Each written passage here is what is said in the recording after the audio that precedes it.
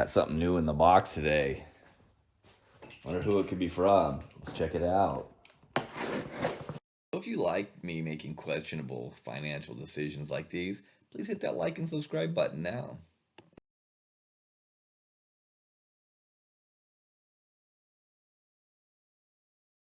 Well, they look like they're the same heatsink.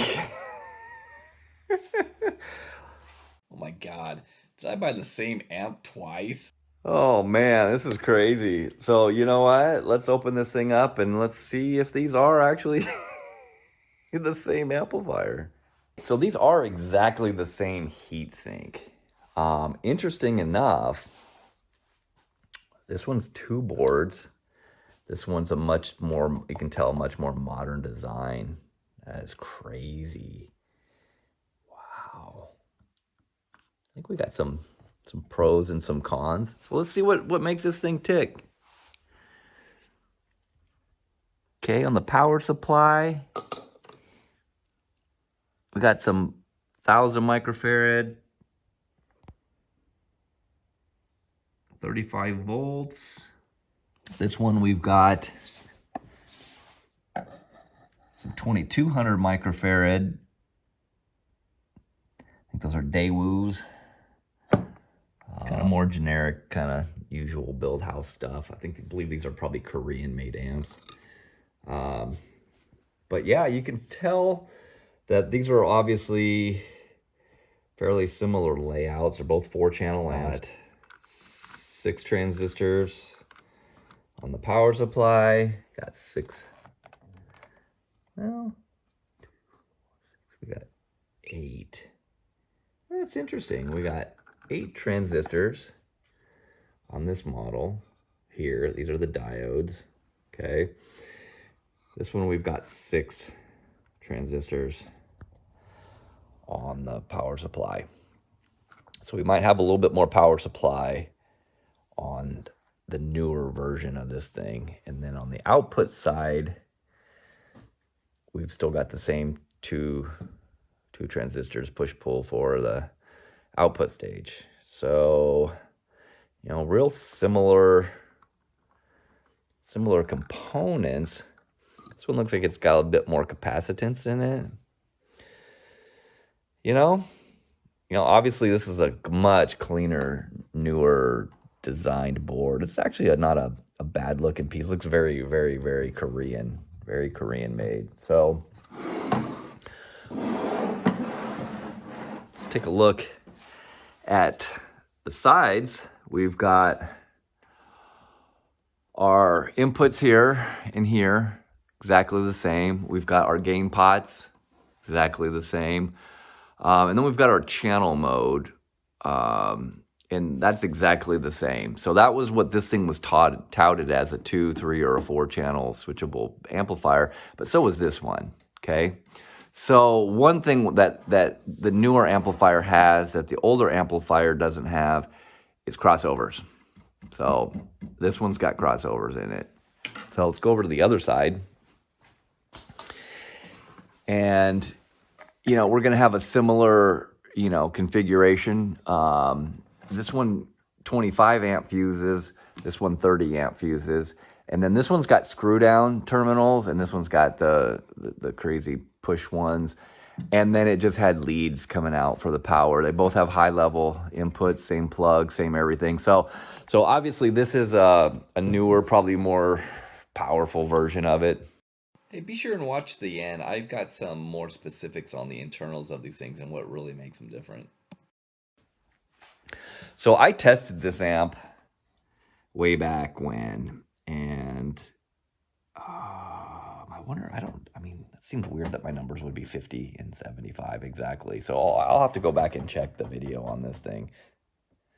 So, you know what? Let's see if this one's any better than this one. Why not? All right, I don't know if you can tell a difference, but this thing is all cleaned up, and I'll show you a little trick for that maybe later. So, but anyways, I have not fired this thing up, so I'm a little nervous. Anyways, it's pouring rain outside, so let's see what this thing does. Whoa.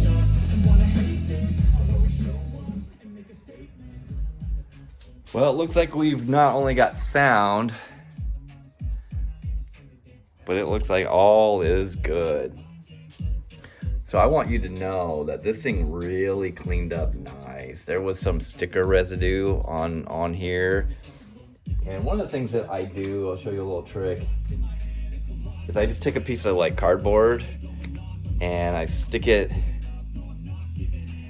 in a microfiber towel, and then I just run it through here, and then I use this foaming glass cleaner.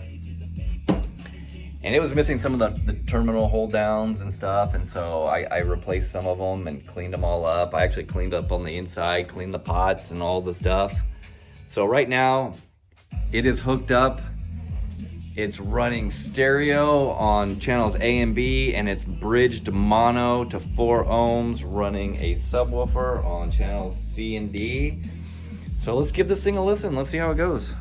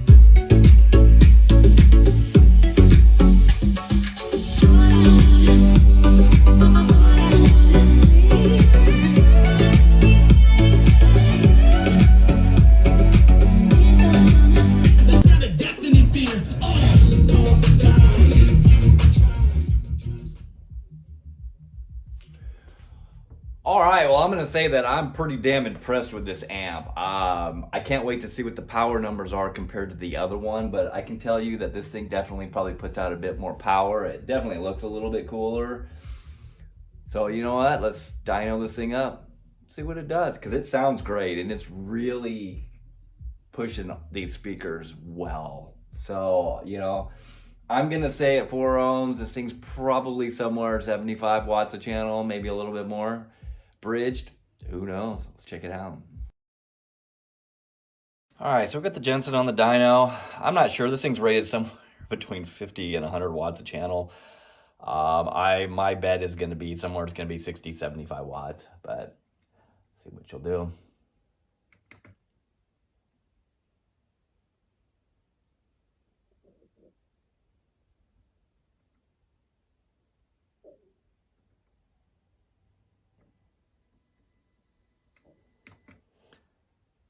Looks like we got 50 watts. All right, let's see what this thing does dynamically.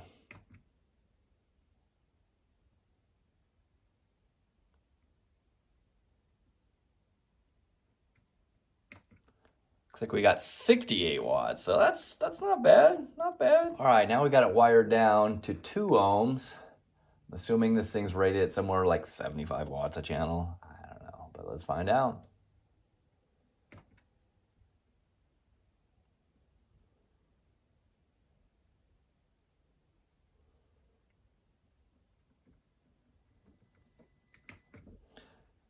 Looks like we got 72 watts, not bad. So let's find out what it does dynamically.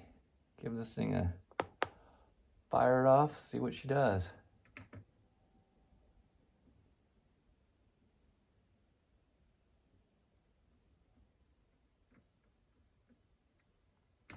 Looks like we got 104, not bad.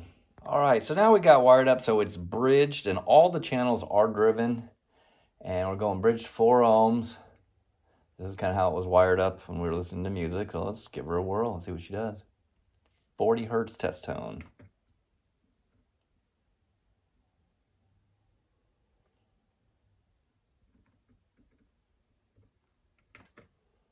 168 watts. Not bad. Not bad at all. Let's see what this thing's got for dynamic headroom.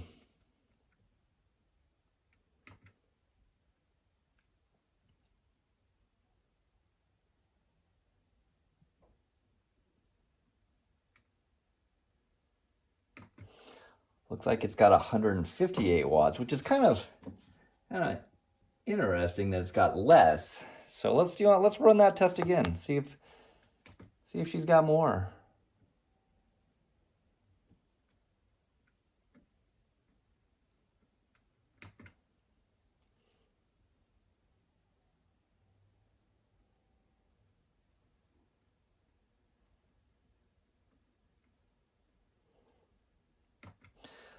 Looks like 158's all she wrote. All right, so I was able to dig out some information here. And so this is the directory, car audio directory from 1995. And interesting enough, this is the A4000, and this is the what they called the triple play 432HLX. And in 1995, they actually sold both of these models, okay? So when you look on here, we've got the A4000 right here, and it's a 50x4, and it's $349. But we've also got what they call the triple play, okay? And 50x4, and it's $379. So that's kind of interesting. And so I don't know if in 1995, when this came out, I don't know if this wasn't updated, because this model had been available since, like, I don't know, 91, 92 or something like that. And it was blue like this. And then they went to the silver, and it says something about being silver faced in there. So that's kind of an interesting deal. And this is obviously an old design, but I'm a little disappointed that it put out the same power. So just to go over that power, we got the rated power was 50x4 and 125, and they boasted that this was a 250 watt amplifier. Well, it is a 250 watt. You can bridge both things to whatever, and that's impressive. So, but it did, every bit what it claimed to, and then some. And so I'm gonna tell you, it's sad.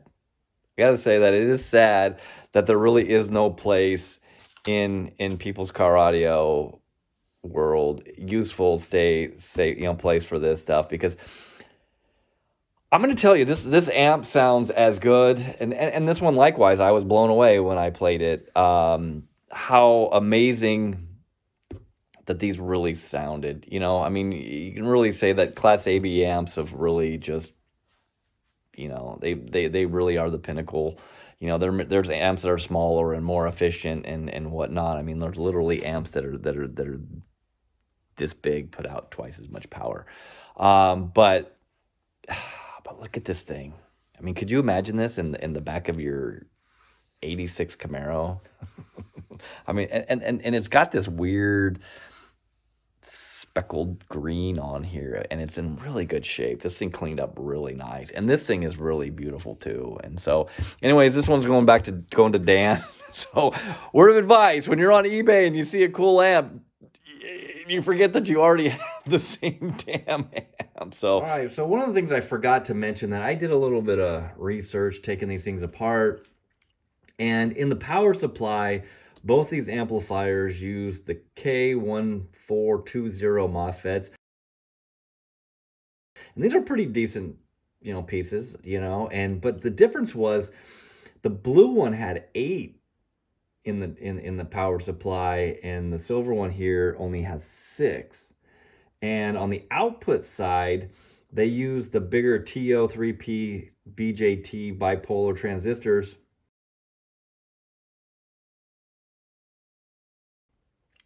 And they both had 2 per channel, an NPN and a PNP, and that uses the B688 D718 combos. And these are really robust. Like these are pretty you know, pretty decent pieces. So, you know, they're it's just an upgraded, you know, change in design. I bet you the blue one's probably a little bit, I don't know, more reliable, a little bit more stout. Anyways, we'll catch you next time. Don't forget to pick up one of the channel stickers. And, you know, I'm going to keep dragging this stuff out and keep making these videos because I really enjoy this stuff. So I hope you do too. So make sure that you like and subscribe, you know, if you're not already. Anyways, I appreciate you guys watching. Catch you next time.